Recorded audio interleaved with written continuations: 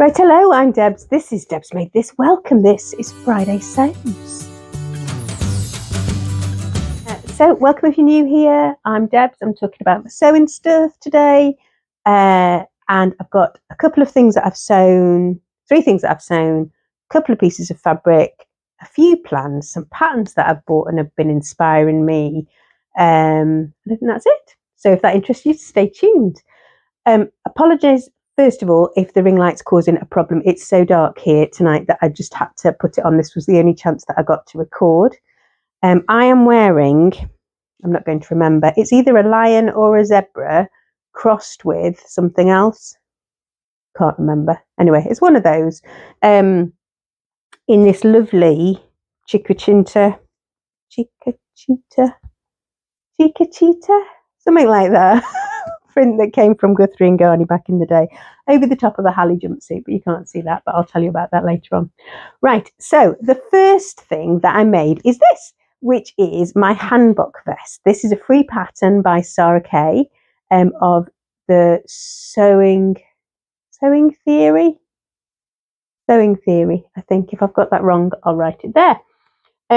I cut this out before we went on holiday. I took the family to a cottage which had no Wi-Fi, no telly, and only a smidge of 4G. Fortunately, they have just about forgiven me, but they weren't very impressed.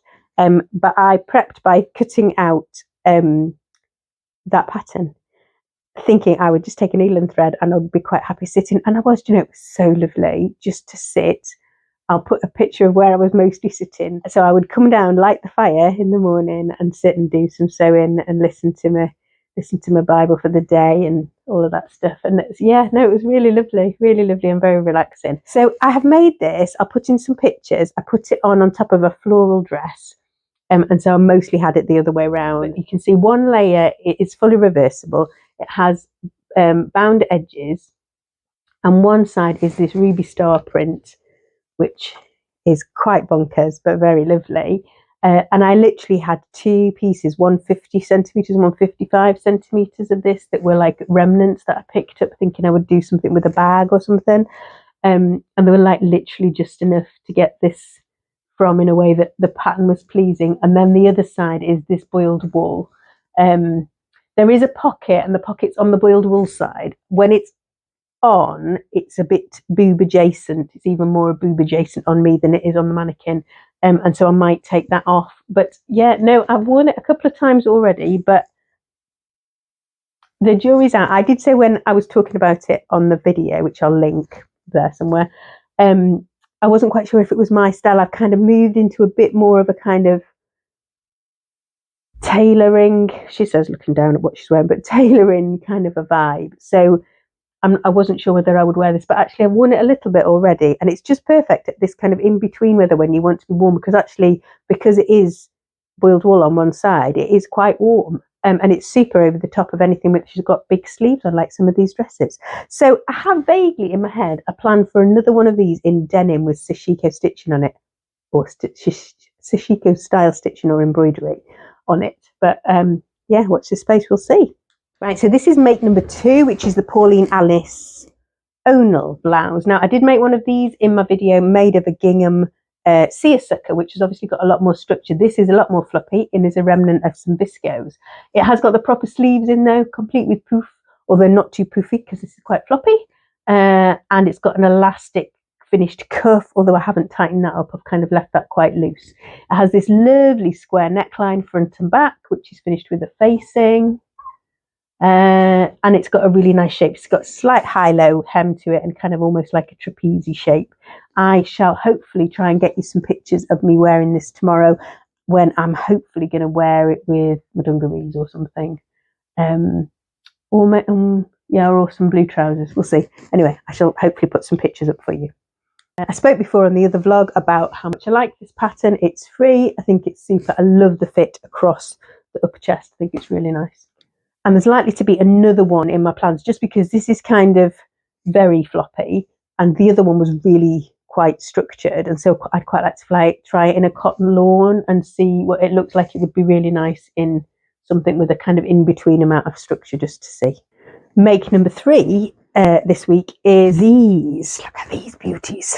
So these are Helens Closet Nelson pants. So that's supposed to be like a lounge yoga pant. I have an appropriate label which says Go-Go Juice, and this fabric is delicious. It came from Crystal, who's my social thread, I think, D-Stash, and I'll bring it a bit closer just so you can see I'm not sure whether the ring light will interfere or not interfere. Anyway, hopefully be able to see. It's kind of got like a leaf print. I spent ages trying to work out which I decided was the right way around, and so in the end I just plumped for a side and we've gone with it. It has this tall yoga style waistband, and these come together really quickly. They don't have any pockets. I did think about adding a patch pocket to the bottom, but I haven't done it so far. And the only variations that it comes in are of different lengths, so kind of knee length, mid calf or long, and these are the full length ones. And I just thought I'd see how I get on. They came together in about maybe 40 minutes from including cutting out the fabric, like really, really quick. So I think I would thoroughly recommend those. And I think if you have to do them in something that's got at least 60% width waist stretch from memory and 40% vertical stretch. So that kind of isn't most cotton jerseys. You kind of want something like a bamboo or an athletic knit or something. But this has worked fine. I think I was between sizes and I went to the upper end of the size because this didn't have quite as much stretch as they were asking. I've got a chunk of this left and I'm trying to work out, so maybe you can help me. I'm trying to work out what to do to go with it. So I'm thinking, because this is a fairly heavy knit, I'm probably not going to be wearing this in like midsummer, so it probably isn't going to be a vest top. So I'm either going to do a t-shirt like the Closet Core tee, or what's the other one, the Rusker tee from, that's one that I really like. That fits really nicely. Or something with a square neck to continue my square necked theme. So there's the Vanessa Pouzet Wanted top. I shall try and remember to put a picture up. And then I've just bought the Grafton pattern, and that has a modified square neck. So I I'm half thinking I'd quite like to make that, and then I've kind of twirled the Grafton bodice at the same time. So yes, that might well occur. The other thing I've done this week is to cut out the pon waistcoat, which is the Maison Fauve pattern, which was my other one, and I've lined that in the scraps that I had left of this. And that's done in a navy wool, but all I've done is cut that out. I haven't even interfaced it yet, so that's not even close to being ready and done. So I said that rusty coloured fabric came from a D-Stash, and the other fabric that came with it was a really pleasing parcel to open, actually, because I'd chosen this lovely viscose crepe at the same time. So I think this is a Fabric Godmother fabric originally, and there's 3 meters of it. I haven't quite decided what I'm going to do with it. It definitely needs to be something, I think, a dress. I mean, you could do culottes, couldn't you, in a wafty thing? The problem is that I think I decided it was directional. And if it's directional, that means trying to get out of it the Silver Saga Ella, which was what was in my head, is not going to happen. So, but we'll see. Today I have had on, you can't see because it's under a jumper, I've had on my Halle jumpsuit, which is a named pattern. This was made from a thrifted bedsheet that I dyed in 22, I think. But I've had this on today, and I thought, actually, I might quite like to make this in something lighter weight like this, because it's got a really nice sleeve. But yes, we'll see. Any thoughts about what you think I should be making with that? Apologies, you can hear the dog going nuts because somebody's going upstairs. Now, I have got 2 other pieces of fabric in the last couple of weeks. The first is very creased. Sorry, hasn't been ironed yet. I'm kind of trying to decide whether it goes into my cupboard or whether I'm going to make something with it straight away. This is the softest fabric that I've felt in a really long time. This is See You at 6 Eco Vero Rayon Sateen, I think. And look how pretty it is. It is just glorious. It's got such a lovely colour to it. Now, this came from Lamarzi, and I think I got the last bit. I'm sure there's other places that have still got it. It is just, the handle is gorgeous, and it's not, it's just the right amount of drape and structure. It's just absolutely lovely. In my head, when I ordered it, I wanted it to be a myosotis. I ordered 2.5 meters, which I was hoping, because that was like what they'd got left. Unfortunately, though, what they'd got left was 2.3 meters and 0.5 meters. But I'm thinking it might still be all right, because the myosotis, not that I've only made the plain version, I haven't made a version with a ruffle. But I thought, well, if I'm going to do a ruffle, the 0.5 meters will be fine for that, won't it? So let me know what you think about that as a plan. I just thought it's such a lovely colour for this time of year. And if I made a myosotis in this, that would be something that I could essentially wear for as much of the year as I wanted, by layering it up, or because it'll be really breathable and lovely. But how beautiful is that? If I could have afforded, I would have bought the whole of the range, because there's a piece of blue linen in the range which is just absolutely delicious. I think I have some though, and I'm hoping that I do. And I've got some patterns that I've got later on. The other thing that I accidentally bought, this lovely gem at Bobbins and Bolts, who is my pal, is finally having a closing down sale. So she's shutting Bobbins and Bolts, which is quite sad, really. So that was my local fabric shop. She moved from Barnsley and opened a shop in Harrogate. And I used to go there, and even kind of when everything started to open up after lockdown, it was the first place that I got to go and stroke fabric again. So yes, a place close to my heart. She's been online for a little while, and now she's gone to taking the decision to shut completely.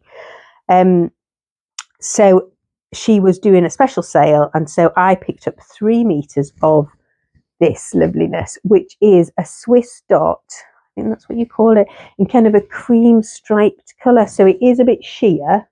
So I'm going to have to be a little bit careful what I make with it. And I kind of thought, well, if it's too sheer, I might make jammers out of it.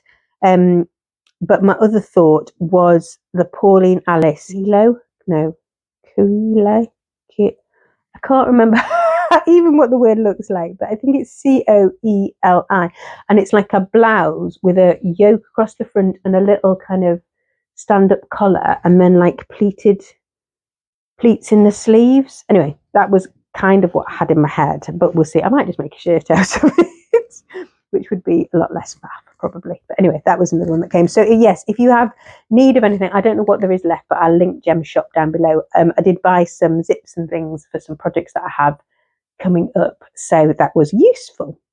Now I've just got my list because I'll forget the next bit. So I've been buying patterns, which is not very like me, actually. I don't normally get very tempted by patterns because I have a lot of patterns, as you could probably imagine. So the first one I bought was the core tote. Well, I didn't buy it because it's free, but I bought the core tote because I want to make some bags. When I do something called myofascial release, like a little bit, like 2 or 3 clients a week at the moment.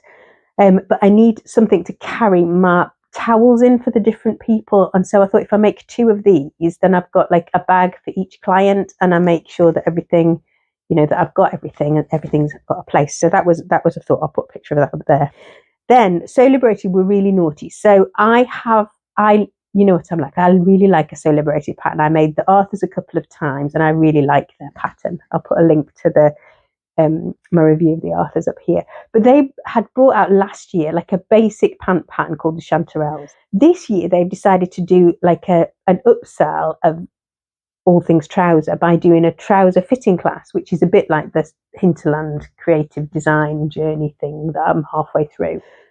So they put this picture up of a pair of Chanterelles with a zip front fly, and I was like, I have to have those. That's what I want. They're like Arthurs, but not so much.